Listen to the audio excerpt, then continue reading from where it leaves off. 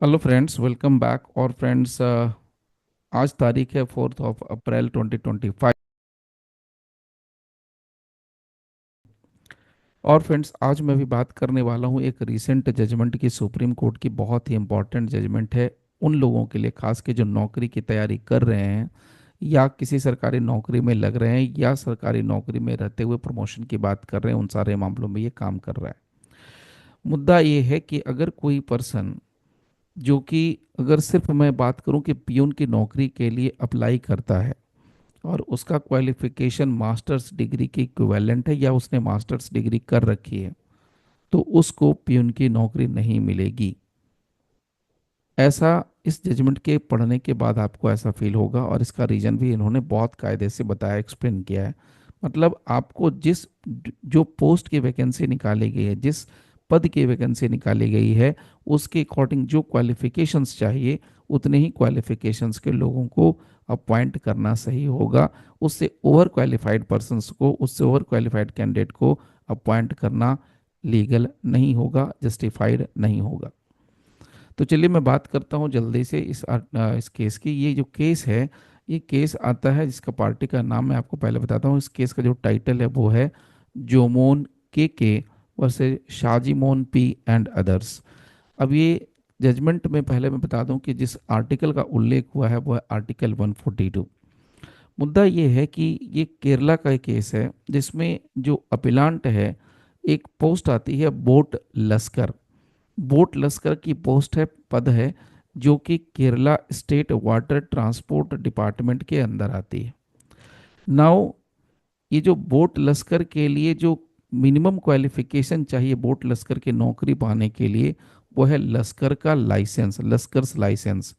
लेकिन यहाँ पर जो हमारा अपिलांट है, उसके पास जो क्वालिफिकेशन है वो हायर क्वालिफिकेशन है, और उसके पास उस लश्कर लाइसेंस से भी ज़्यादा सेरांग लाइसेंस है। नाउ, केरला एडमिनिस्ट्रेटिव ट्रिब्यूनल का इन द मीन टाइम एक डायरेक्शन जाता है पब्लिक सर्विस कमीशन को कि वैसे कैंडिडेट्स जो इन एलिजिबल हैं उनको लिस्ट में से हटा देना है। ये डायरेक्शन है।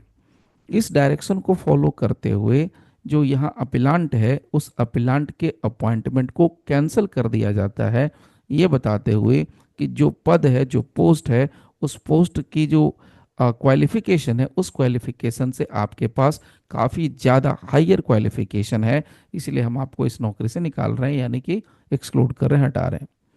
अब इसी मामले को बंदे ने चैलेंज कर दिया, कहाँ? केरला हाई कोर्ट में। लेकिन केरला हाई कोर्ट ने क्या करा कि जो नीचे का जो फैसला था अथॉरिटी का, उसको सही पाया और इसके एक्सक्लूजन को ओके करा। और इंटरेस्टिंग फैक्ट निकल के ये आता है कि हमारी जो ऑनरेबल सुप्रीम कोर्ट है, उसने भी इस केरला हाई कोर्ट के फैसले को सही ठहराया।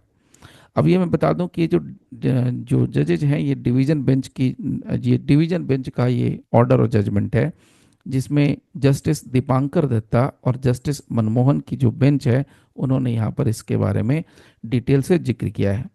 चलिए मैं थोड़ा आपको बता देता हूँ क्या कहानी है इसके पीछे की और क्या लॉजिक है।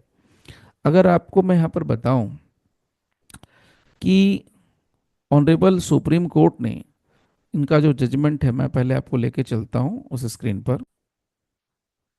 देखिए, ऑनरेबल सुप्रीम कोर्ट का जो जजमेंट है, उसके पैरा नंबर 36 में इन्होंने बहुत क्लियरली मेंशन करा है और थोड़ा डिटेल में मेंशन करा है।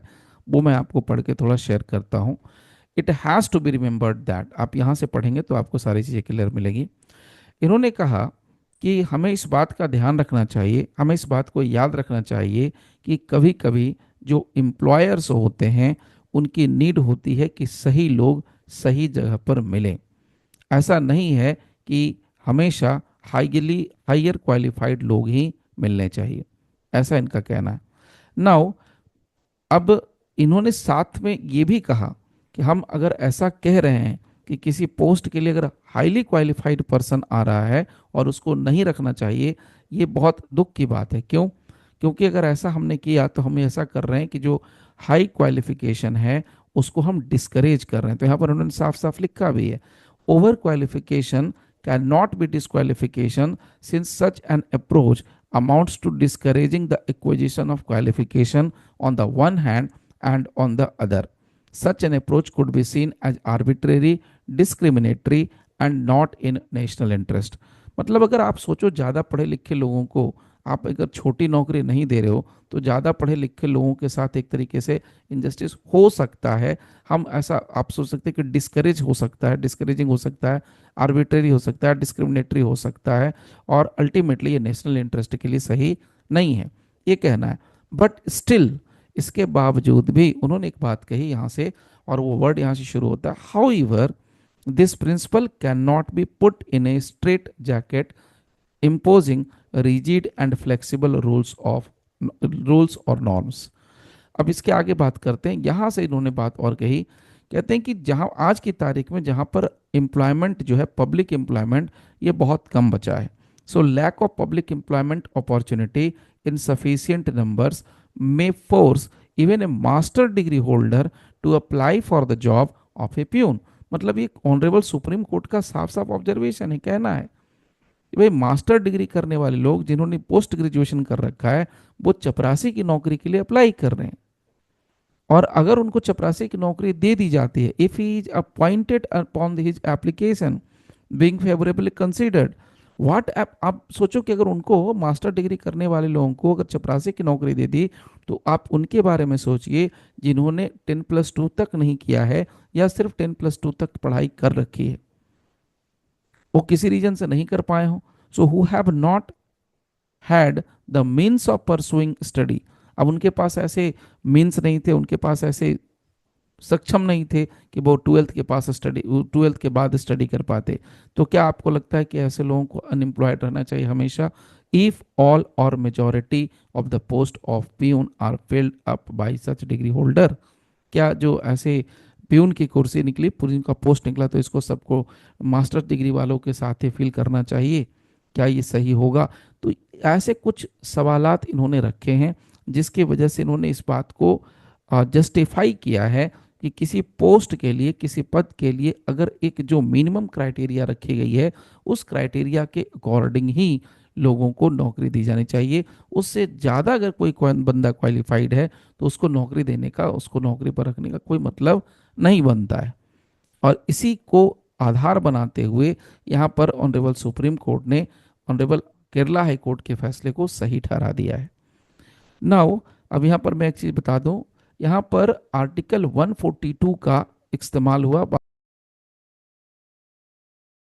आर्टिकल 142 के बारे में जिक्र हुआ। यहाँ पर जो अपीलांट के एडवोकेट है उन्होंने कहा कि भाई आप ऐसा कर सकते हैं जनाब कि आप आर्टिकल 142 के तहत इसको सही ठहराया जा सकता है। तो इसका जवाब तुरंत ऑनरेबल सुप्रीम कोर्ट ने दिया कि जहाँ पर अगर इनिशियल अपॉइंटमेंट इलीगल हो, जहाँ पर इनिशियल अपॉइंटमेंट इलीगल हो वहाँ पर आर्टिकल 142 को एक्सरसाइज करना सही नहीं होगा। एक और बात मैं यहाँ पर बता दूं कि इस केस में एक जजमेंट का जिक्र हुआ जिसका नाम था Ashok Kumar Sonkar versus union of India, जिसमें भी ये बात कही गई थी ऑनरेबल सुप्रीम कोर्ट की तरफ से कि यदि अपॉइंटमेंट इलीगल है तो वो एज पर लॉ सही नहीं माना जाएगा और ऐसे अपॉइंटमेंट नलिटी होंगे और यहाँ पर प्रिंसिपल ऑफ इक्विटी भी काम नहीं करेगा। तो कुल मिलाकर के नट शेल में बात ये निकल के आई कि आज की तारीख से ये जो जजमेंट जब हम लोग डिस्कस कर रहे हैं ये 2 अप्रैल 2025 का ये डिसाइडेड जजमेंट है।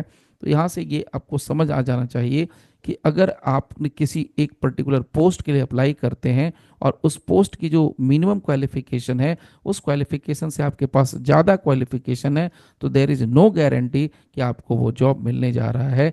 अब लोग क्या करेंगे, इसी जजमेंट का हवाला देंगे और उसमें जो क्राइटेरिया फिक्स की गई होगी उसी क्राइटेरिया के अकॉर्डिंग वो जजमेंट क्या, उसी के क्राइटेरिया के अकॉर्डिंग लोगों को हायर किया जाएगा एम्प्लॉयर के जरिए, एम्प्लॉयर की तरफ से।